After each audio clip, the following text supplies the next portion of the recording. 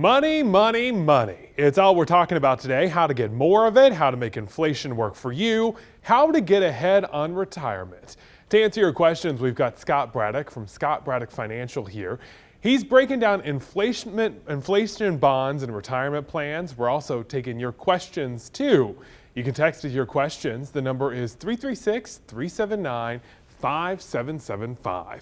You can get your question answered in real time. It's texted right here to my phone. Scott, we really appreciate you being here.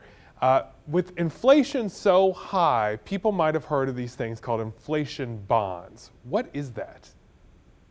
Well, with inflation being as high as it is, folks are paying attention to these I bonds. Of course, the I stands for inflation.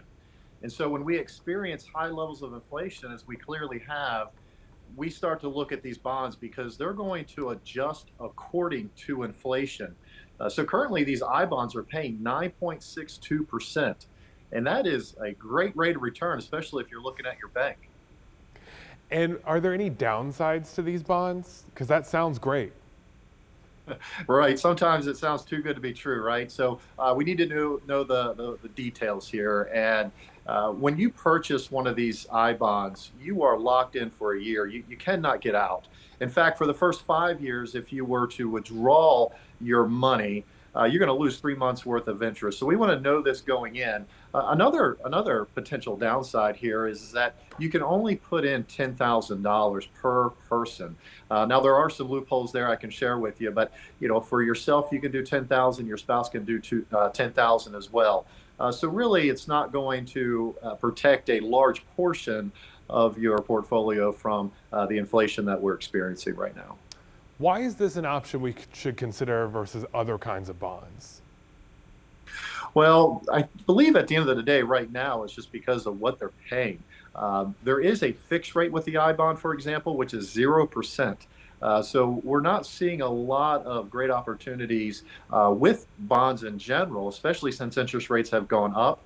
Unfortunately, bonds work adverse to interest rates. So as those rates go up, the value of those bonds come down. But again, the unique thing with this inflationary I bond is that the fixed rate may be zero, but you're going to receive a rate based on inflation. And so that is, again, why they're so attractive right now. What's the purpose of these I bonds? Why are people selling them? Well, I tell you what, the only way that you can purchase one of these I bonds is through the Treasury. As a matter of fact, it's treasurydirect.com. You have to set up an account. It's the only way that you can purchase these bonds. And, ultimately, they are backed by the full faith and credit of the U.S. government. So it is a place where you can put your money and feel comfortable that it's secure. And so I think that is a huge selling point outside of the high interest rate. I would caution, though, here we are, the second week here of October, or going into the second week of October, and come November, the first business day in November, they're going to announce the new rate. So if you don't buy in before then, you may miss out on this higher inflationary rate. We don't know exactly what the new inflation rate's going to be for these I bonds come November. Okay, so it sounds like one opportunity, but should we be buying bonds or stocks right now? Well, that always depends, right?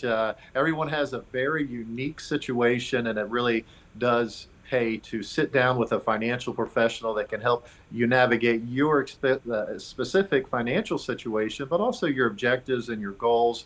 Ultimately, what you want is a long-term plan that keeps you focused on the big goals, such as retirement.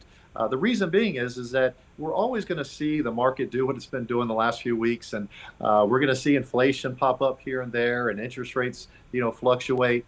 And if we make too many big decisions in these short and financial cycles, if you will, we ultimately get hurt that way. Investors tend to get burned when they make those short financial decisions. So build a plan, find out what is right for you, and the only way you're going to do that is if you sit with a professional.